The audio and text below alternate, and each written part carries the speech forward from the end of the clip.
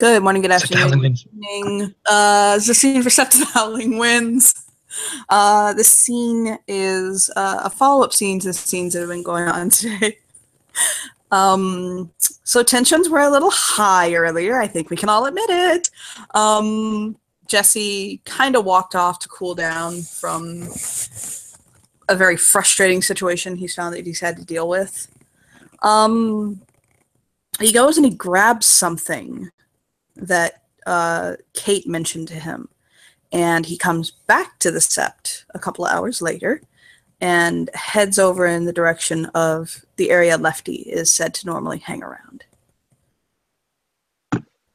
Yeah, when he's on his way over, Lefty's been, after having a very emotional conversation with Kate, he's sitting up in his tree, lighting a cigarette. He's been mulling over a few things. A good number of things have clarified in his head, and Lefty has relaxed a bit because he knew he got hot and he knew he made some assumptions. And so he's kind of, that bit of guilt. Foxes normally don't get hot like that. So yeah, he's kind of relaxing himself a bit. So he's sitting there in his tree, smoking away.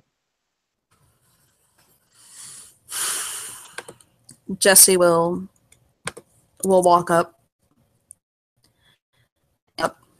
and he's got a sack under his arm.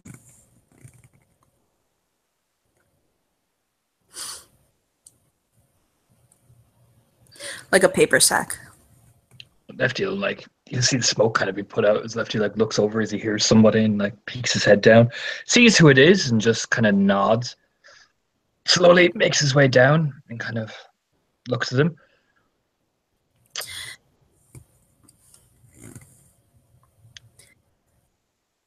I suppose we should have a talk, right? Probably best. But look, I brought tacos. He'll lift up the bag. There will be a little smile on his face. Yeah, I'll make some tea. He'll kind of just nod, and he'll go over to his makeshift kettle and, on the fucking heater thing, and they will put it on. And he'll sit down on the ground, basically, and look down at him, look up at him.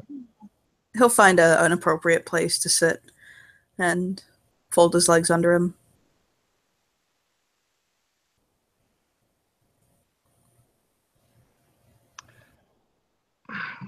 Why don't I clear the air here? I got hot. I got mad. We're Garou. You know how it is. I do.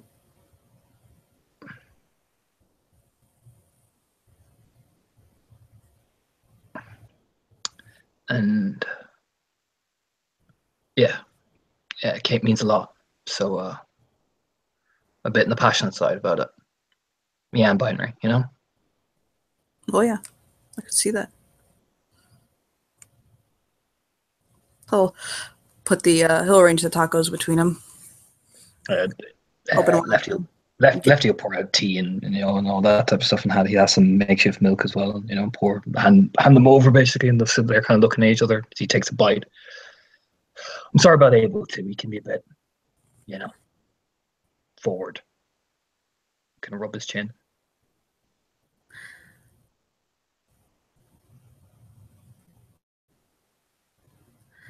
He just seems to let that pass. And just he'll nod once and he'll just let it pass. He doesn't really say anything. He just nod and he'd light up a cigarette. Okay, so I figure right now it was best for me to let you do the talking and I listen. All right, I had a talk with Kate. I had a long talk. And she says you got a plan. That's good. I'm just worried. I haven't had a lot of good memories with families and shit, and I've seen a lot of bad things. And Kate is very innocent to things, and we both know what's happened to her, and I'm concerned that both fatherhood is a big responsibility for you, and with a person like Kate, maybe she's not ready for that step yet.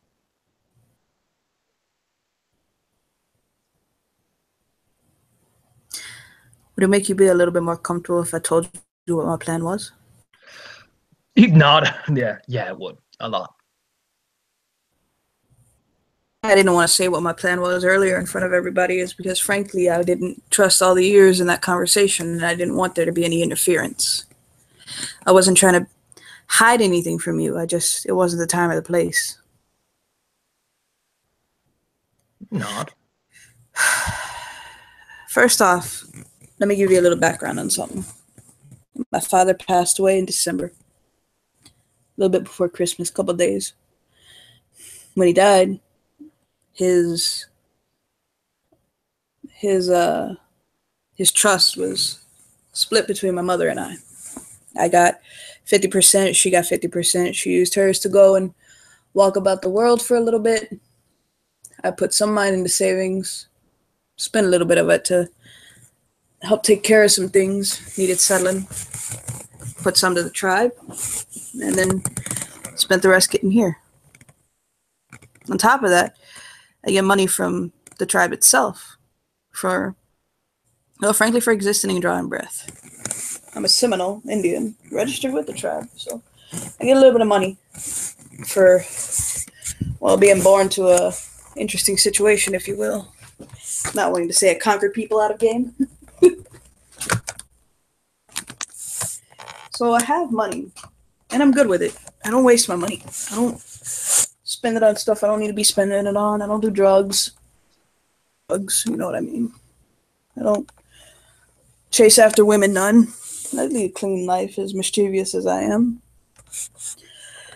So I do have money coming in regularly. So I don't want you to financially think that I'm not taking care of that. I got a home. I could afford a home off Sept. But by Dazzle's recommendation, I decided to take a home on Sept. 2-bedroom, possibly 3. Something to give Kate and I to land in, so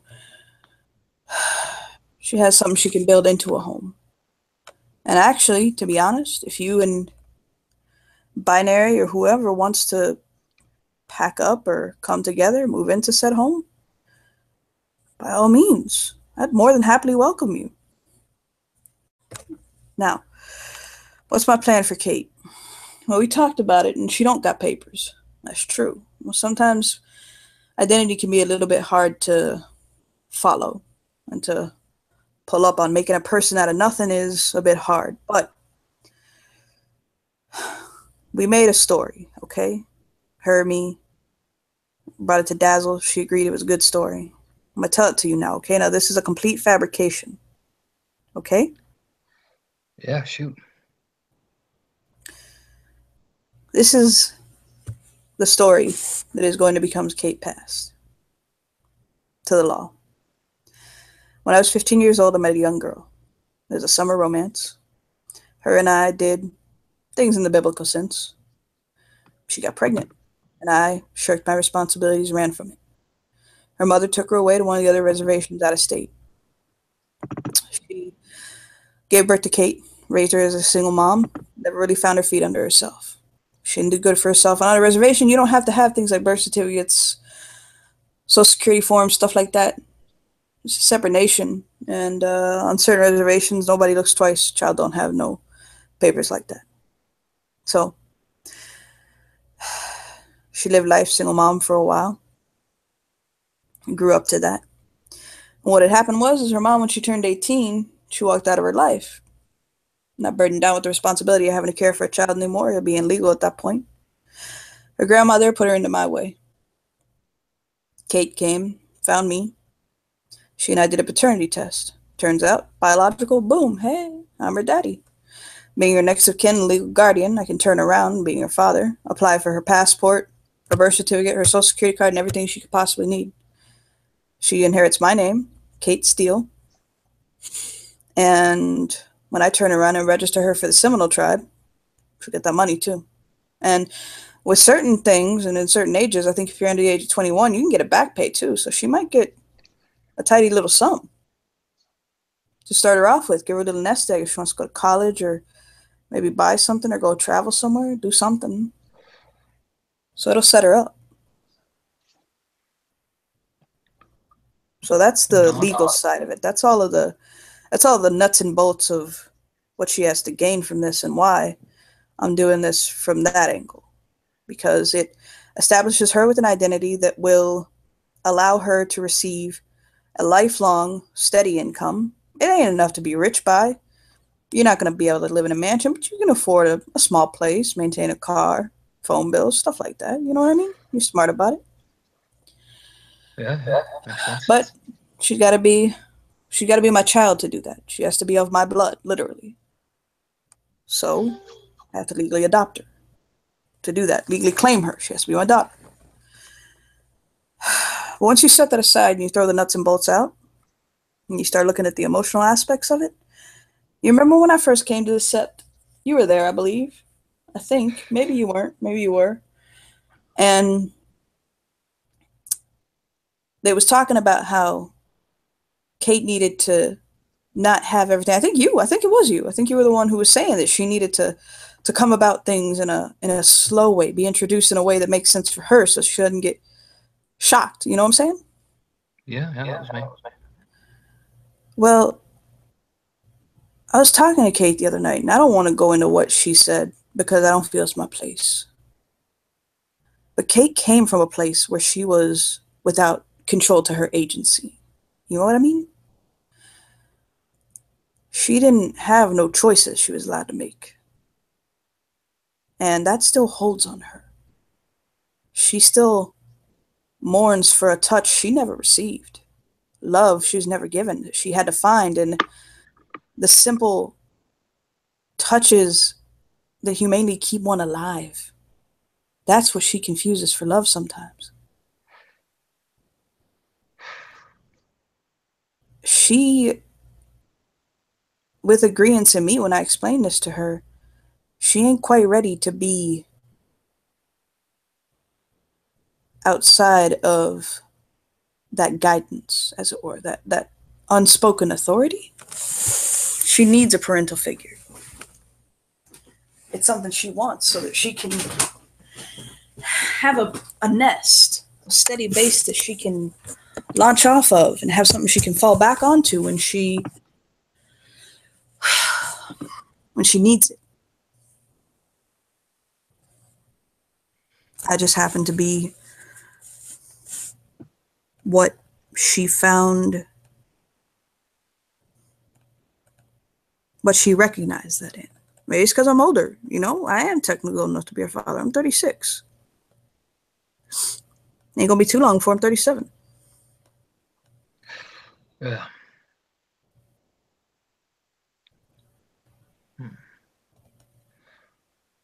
So the next question you have to ask yourself, and you ever thought about this, is what happens if those people come for her again?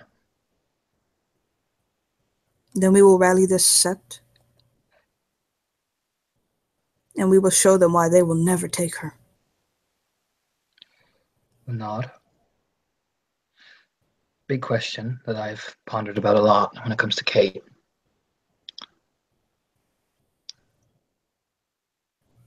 Part of me is worried that they have ingrained so much into her, so much,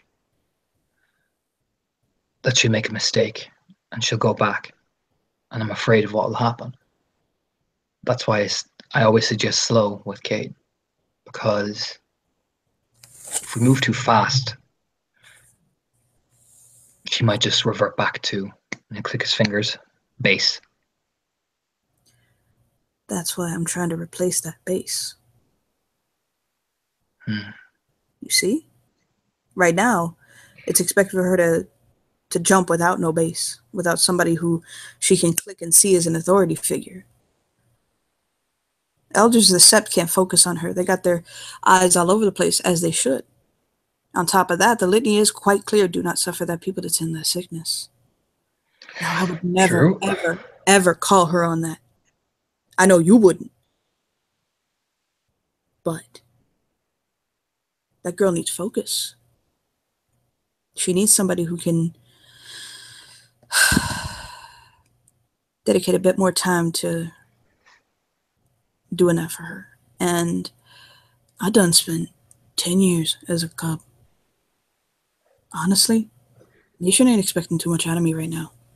I got a grace period where I could realistically focus on someone without it getting too much attention. You know what I mean? I hear you. But I can't do this alone. She can't do this alone. I mean, we gotta pull together, man. I ain't trying to take her from you at all. Hell no. It's why you have to understand the first two things she asked to done do when we were talking about this. She wanted to talk to you and she wanted to talk to Dazzles. Well, I went to Dazzles first because she was the elder. And I felt that it was more important to take audience with her first. But then we immediately turned around and looked for you.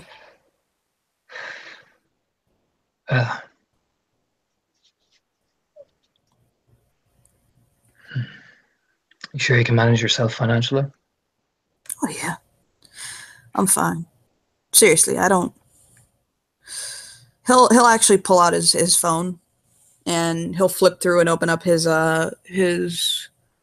phone app, like his banking app, and he'll hand it over to Lefty and have Lefty, he'll show Lefty he has money, he has savings, he has, like, it's not a situation where, like, he's got, like, you know, like $50 to last a couple of weeks. Like, he's got a savings account with whatever a proper amount of savings is. Yeah, Lefty let out a whistle and hand it back. More than I have. Fuck. It's resources too, with him being a single person and nobody to, like, kind of care for. So, and he's wise with his money. So,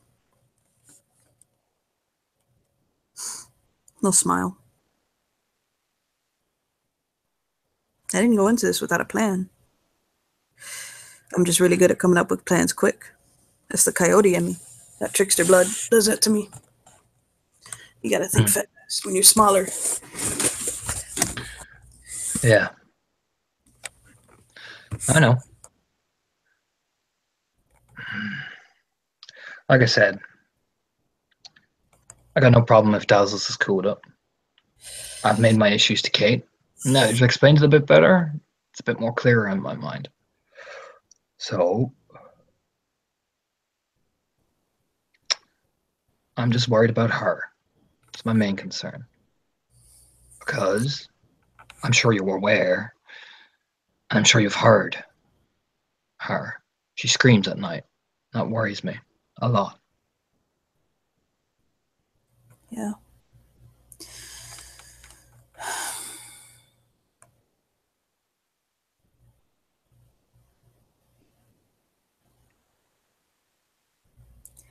Kate has a lot buried deep in that needs to be uncovered slowly and in a way that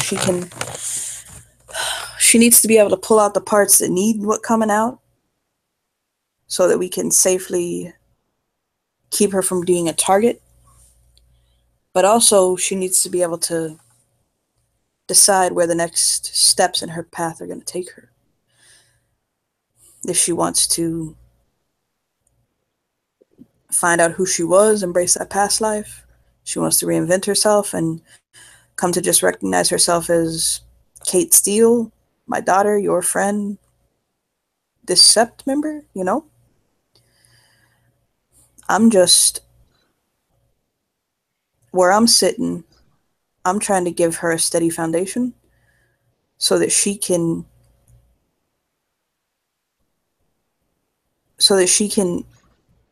have the confidence to build that. And I'm trying to bring people close to her and help her to reach out to those that can be that base and foundation for her. Like you, Binary. You know, I mean, I've seen other people what cared about her, Sierra, Dazzles. You know, we're her family. And we gotta, as much as she puts out for us and shows us that she loves us in her own way, just the little trivial things she does, just the way that she pays attention to you when you talk to her,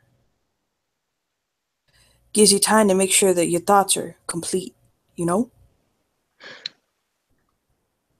Yeah, I know. Those little things she does, we gotta give her the same, you know? I know you know. I'm not condescending you. I'm just confirming. Yeah, like I said, we grew up together. We've watched out for her, me and Binary especially.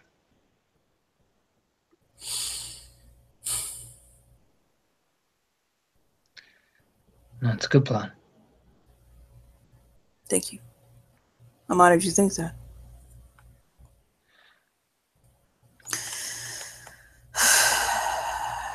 I have a particular situation.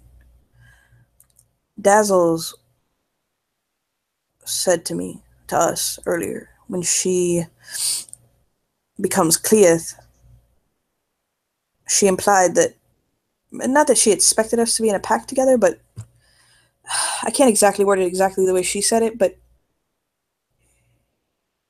actually may have been the exact way she worded it, but I'm not sure, but I'm sure you gathered the point. Her, me, pack. But I don't You want want, to be in, you want to be in a pack with her? He just raised his eyebrows. well, I want to be in a pack with you too. If you want to be in a pack with me, you got to be in a pack with Binary. That's perfectly fine. Is there a reason I wouldn't be fine with that? I'm just making sure you know what she is. Adorable? Some people have an issue with Binary's particular breed. That ain't her fault. Last time I checked, she didn't crawl in bed with her father, did she? Like I said, people, Whoa. people have issue. I gotta check. You know, I have a particular, and you're a Philodox, I'm completely positive you get me here. There is this tenet of the litany. I don't need to explain this to you. I'm just confirming. Respect those beneath you, all of God. It's pretty clear, and it didn't stutter at any point along the way. So I have no problem with her. And those that do, I would be more than happy to point out that tenet of the litany. Now, I'm no Philodox, so I can't really, back up anything on it. But no, I don't have a problem with her and would be honored to be in a pack with her. I'll nod. You just nod, like assessing you slowly, and just nod. No, you're correct with the statement of the litany. Some people would argue points about it, but at the end of the day, there is no mention of Metis in the litany. So there's an oblique reference, but yes, I follow you. And besides, Binary's proved herself time and time again. So I like to do my checks just to make sure because, like Kate, Binary has a lot of growing up to do.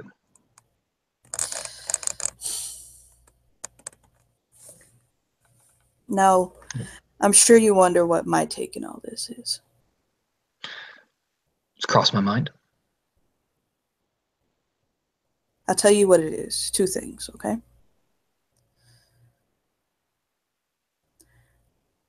I said I'm 36, soon to be 37.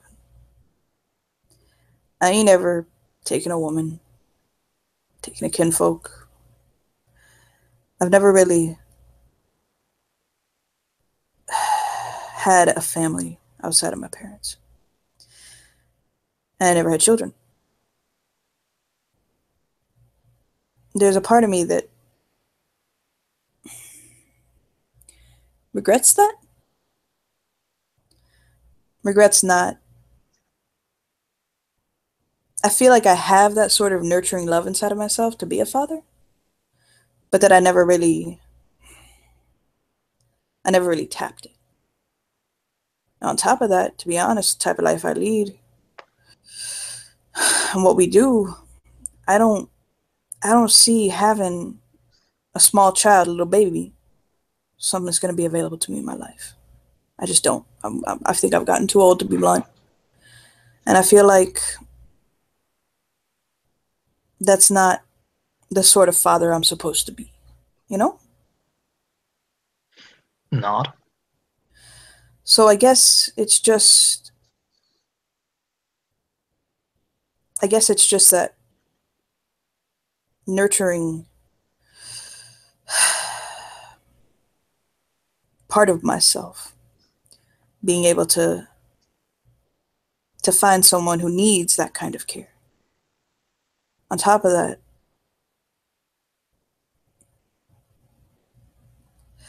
His eyes messed up, actually. He takes his sunglasses off. The reason, by the way, you would notice that he wears sunglasses is his eyes are very bright blue. And he's wearing sunglasses to hide the fact that he's a native with very, very, very bright blue eyes.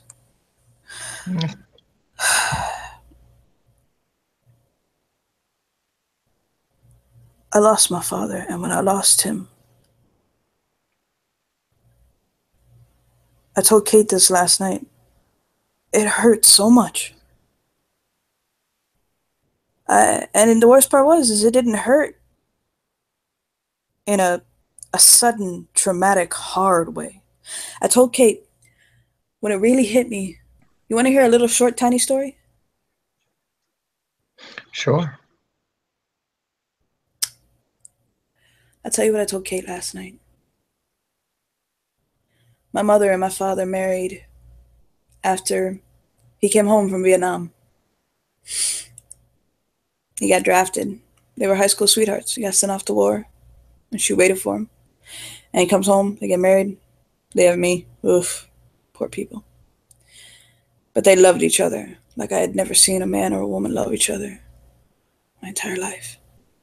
And every morning, he made her coffee, and she made breakfast for us. She made breakfast, he made coffee. And he knew how to make it just right. He knew just the right amount of sugar to put in it, right amount of milk. He could dress it perfectly. And we got a call 3 days before Christmas. He had a heart attack. He died en route to the hospital. We went to the hospital, nothing to do, contacted the funeral home, took care of things we had to take care of. And we get home, go to sleep, nothing else to do. You know, we had to continue on life even though he wasn't there. She slept on the couch that night. She couldn't sleep in the bed. I don't blame her. I slept in the armchair. And she gets up the next morning. She goes to make her coffee.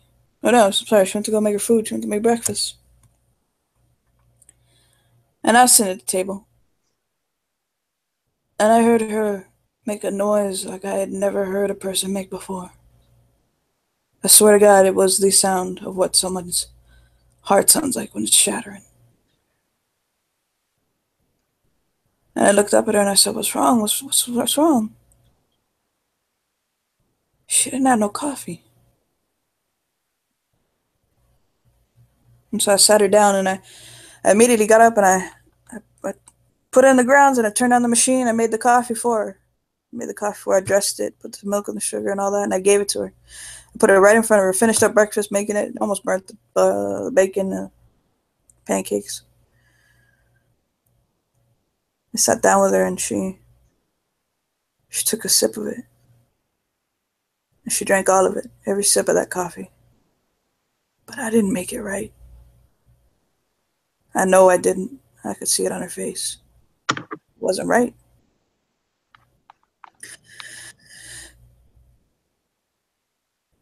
And I felt at that moment like I had really lost my father.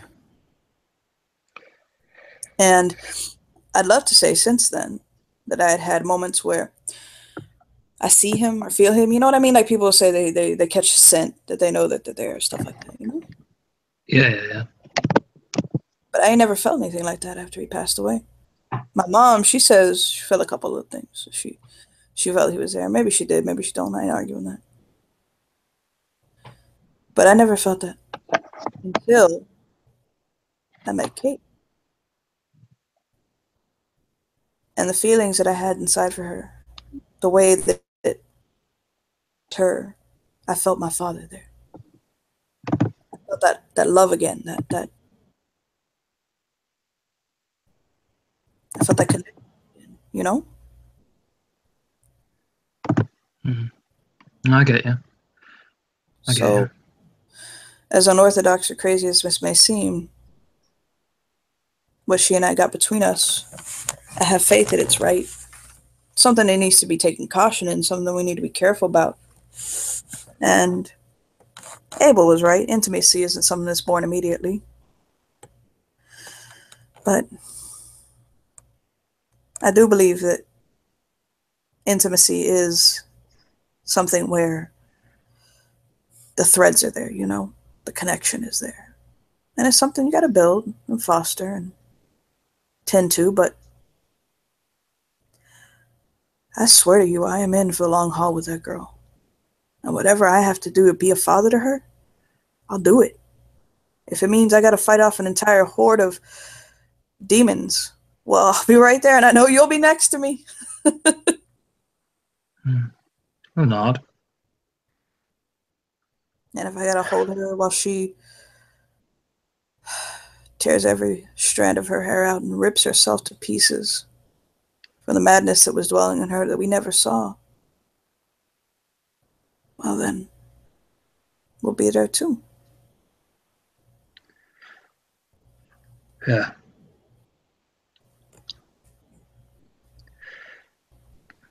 Just not. I'll smile at him.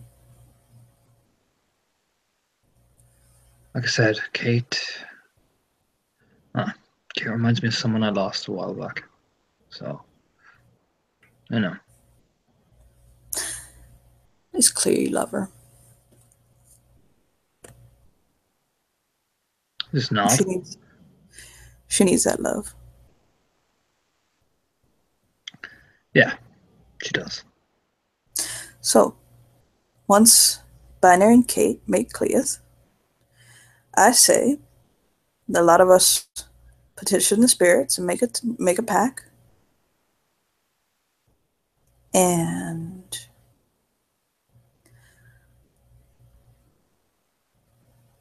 where are you staying at? If you don't mind me asking, it's not too personal. Points up to the tree. How you feel about a pack house? I mean, person you gotta talk to about that is Binary. She'll go nuts with pack houses. She'll have the place completely covered in Wi-Fi and electricity. Me, I'm used to sleeping out in the wild.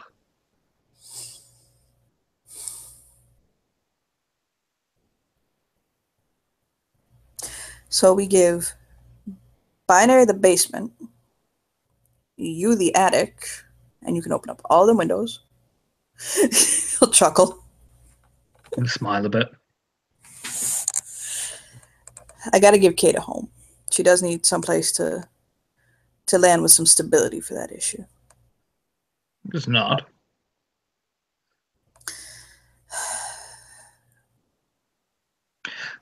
How about this? You teach her to be a human. And I'll teach her to be a wolf. That sounds fair enough.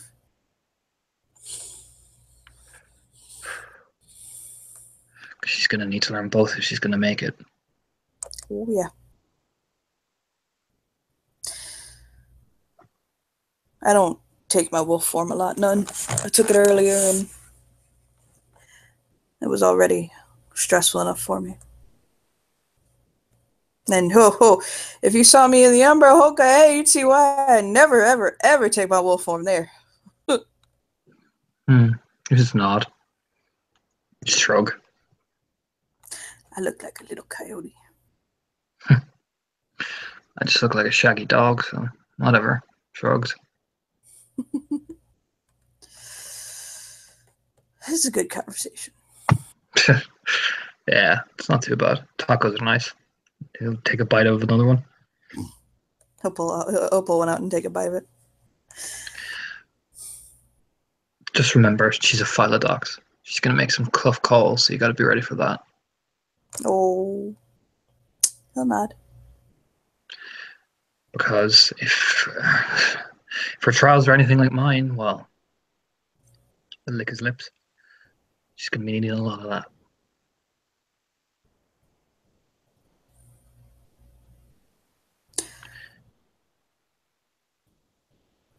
You know what motto I live my life by? What? Tomorrow's never promised. It's a good motto. I try to be gracious for the things I have today.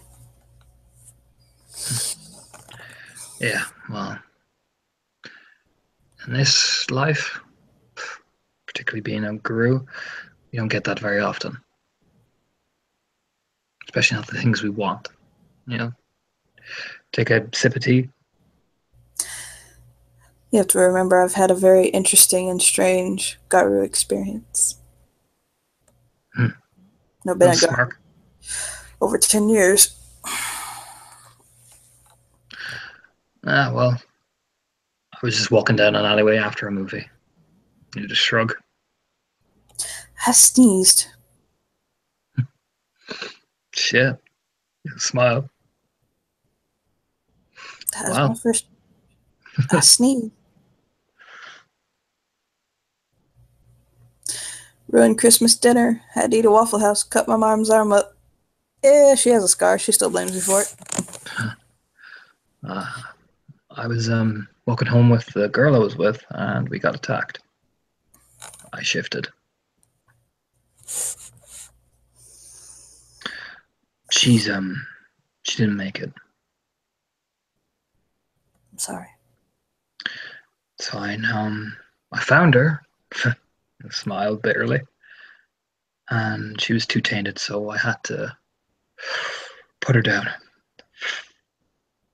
That was my first Phytodox judgment. I'm glad you were able to do what you needed to do for the people. I cleansed her when I went for my rite of passage. She's free. My rite of passage might seem kind of strange, but it actually wasn't as easy as you'd think.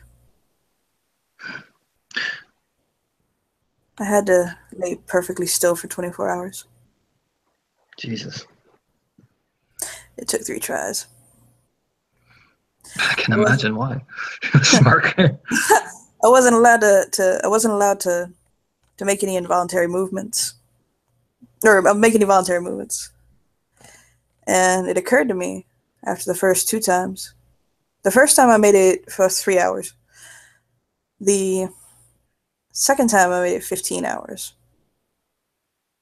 The third time I stayed perfectly still for 16 hours. And then I went to sleep. And I'll smile. Smiles. I went fishing with a werebear.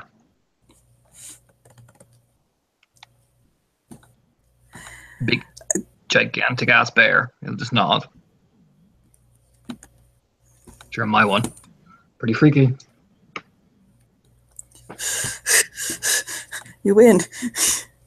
Smile at him. It was pretty weird. Not gonna lie. Pretty cool guy though. And I brought someone home. Young No, I want to go fishing with a werebear. his smile. She's a she's a Ronin.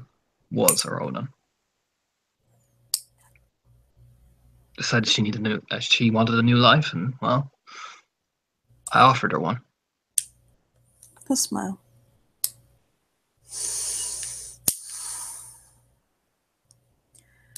Hey, this girl, a girl Desiree, by the way. Yeah.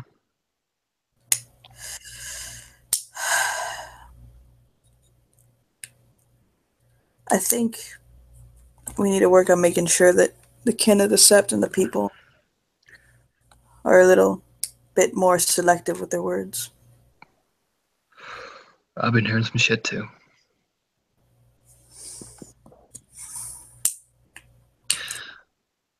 It's not unfounded because we both know what she's from. And I can understand, even though I don't necessarily agree with what they're saying, I understand where it comes from. Oh, yeah. After all, we've been fighting these people for how long? Thousands of years. So, if I were a Galliard, I'd make a howl. Maybe select words that kin would understand. Maybe make a change to things.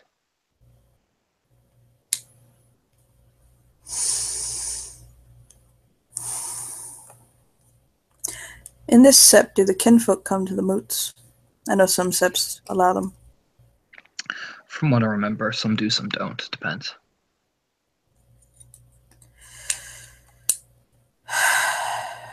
I know a story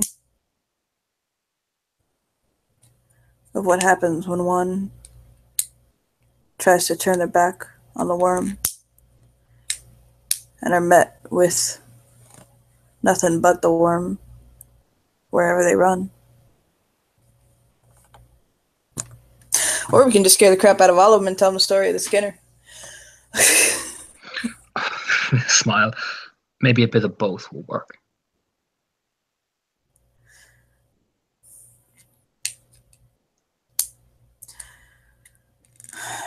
I just don't want to see that girl get away from that taint to not go right back into it. I won't speak against our people like that. But you know what I mean. I know. There are a lot of people attached to that girl, I'll say, mulling over. So if we play it carefully and smartly, calming down the kin about the situation should be easy. We just gotta know the right thing to say.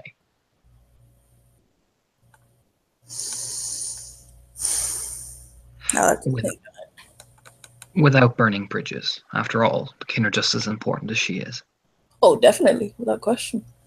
I know some seps or people consider their kin to be a commodity or possession, and I think that's disgusting. Again, let's go back to the respect those beneath you. Although I don't consider our kin beneath you, you know what I'm saying. I know where you're coming from. No, it's not unfounded. I have seen some pretty weird things, so no, I'm not.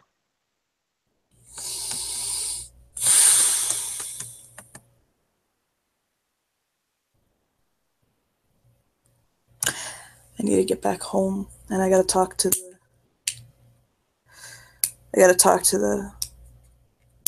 the powers that be about getting a place on Sept. Kate, she gonna stay at with the Cubs for now, but she's allowed to get a room set up and get things going in that direction. I have to pull a little bit of money out of my savings. It's not. Let the Cubs over as well. It's important for her to feel attached to them. Oh, definitely, of course. Anybody's welcome. My door's open. It's not. Let Dazzles know if you can, if I don't see her. I don't know, you talk to me. I'm cool with it. I was gonna ask you, maybe like Sunday night, you and Binary wanna come over for dinner? I'll make us all a nice dinner. You, me, Kate, her. We can sit down and have some time. I'll talk to Binary, see what she says. She's not usually one for sitting down being sociable. Smile to himself. You know, I have anime I can put on TV. I'll mention that. Not that might sway her a bit. Just let her know that I got some Bible Black and some that's not the right one. Don't tell her that one. I'm sorry. I'm at Black Butler, and I got some Full Metal Alchemist, both Brotherhood and the original. We'll go over a list of anime. Yeah, Lefty will just nod. I'll make mention. That might sway her a bit. And if you have any sort of stable working Wi-Fi, well, Binary's in your house and she'll never leave. We'll have to spray for Binary. Got it. Just nods. Just, yeah. It's nod. But yeah. It was a good talk. I'll smile. It was. I need to be going. I gotta get home and make some calls and do some talking and give my mom a ring. I have no idea in the world where she is. I think she's in Encore. What? I don't know. Just hold his hands up like, I don't know anymore. He just nod and smile. Just, yeah. Yeah. Well, he'll hold his hand out to him to shake. Lefty will get up. He'll ease up and then he'll shake the hand, like nodding. It's not a dominating handshake. It's a warm gesture. Oh yeah, no, Lefty doesn't put any strength behind it. He just shakes it. And he'll give him a nod, and he will take off after farewells. Yeah, Lefty will just climb back up his tree. And I believe we can end our scene there. Yeah. Thank you, players, for playing, and thank you, watchers, for watching. Bye.